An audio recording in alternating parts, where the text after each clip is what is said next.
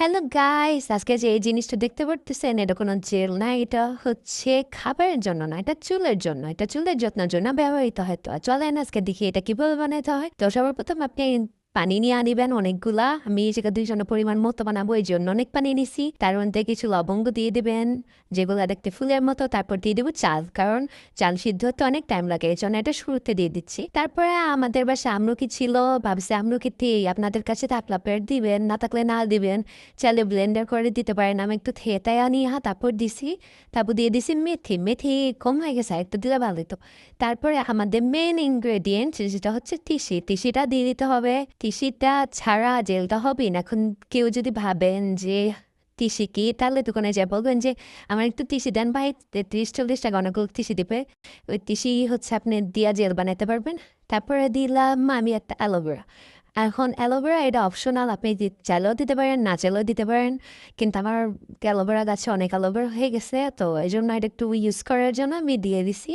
Aloe vera কাইটা প্রথমে গ্লাসে নামায় রাখছি, তারপর হলুদ হলুদ যে পদার্থ আছে ওটা যাই হোক ওটা ভালো না, ওটা ফালাই দিয়ে ভালোভাবে ধুয়ে পিস পিস করে রাইটা দিয়ে দিছি। তারপরে এগুলো একসাথে দিয়ে সিদ্ধ হওয়ার জন্য একটুখানি ঢাকা রাখবো। পুরো এটা না ঢাকা থাকলেই ভালো হয়, কিন্তু আমি তাও একটুখানি ডাকছি, আই ডোন্ট নো কেন। তারপরে যাই হোক, এটার একদম গ্লো আছে, আস্তে আস্তে আস্তে আস্তে এটারে এখন আমরা সিদ্ধ করব। মানে এখানে যতগুলা পানি দিবেন, পানি একদম অর্ধেক হয়ে যাবে, একদম অর্ধেক বানান লাগবে পানি, একদম অর্ধেক। মানে পানি যত শুকবে তারপর জেলটা তো ঘন হইব। তো এই জন্য পানি কমায়া পানি জাল দিয়ে একদম অল্প বানাই দিবেন। তারপর পানি যখন জাল দিবেন, একটু দেখবেন যে যা আস্তে আস্তে জালিতে আঠালো আঠালো হয়ে যেতেছে, তখন দেখবেন যে হয়েছে, একটু ফেনা উঠতেছে। তো ওই ফেনাটারে হচ্ছে আপনি উঠায় ফেলবেন, ফেনাটা উঠায় নিলে ভালো হইব। আর তারপরে এগুলো আরও জারটা দিয়ে যখন আরেকটু শুকায় যাব, তখন আপনি এটা চুলা থেকে উঠায় নেবেন। এখন উঠে এটা সাথে সাথে সেঁকা লাগবে, সেঁকার জন্য একটা বাটি নেবেন, ছাঁকনি নেবেন। আর অবশ্যই কারো হেল্প নেবেন ছাঁকানোর জন্য। আমি ওই জায়গায় কারো হেল্প নিয়ে নিই, একলা একলা পাকলামি করতেছি, বললাম করছে হয়নি প্রথমে, কষ্ট হয়েছে। আপনারা এরকম করেন না, কারো হেল্প নিয়ে নিন। আপনারা চাইলে এই অবশিষ্ট অংশগুলো ব্লেন্ডারে ব্লেন্ড করে প্যাক বানায় মাথায় দিতে পারেন, কিন্তু আমি দিব না, কারণ আমি হেয়ার প্যাক বানাচ্ছি না, আমি জেল বানাচ্ছি।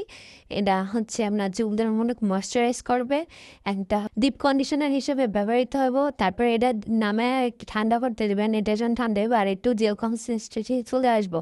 তারপরে দেখেন এটা জেল হয়ে গেছে, এটা চাল আপনি এমনিও ইউজ করতে পারেন। আমি 2টা ক্যাপ দিয়ে দিতেছি।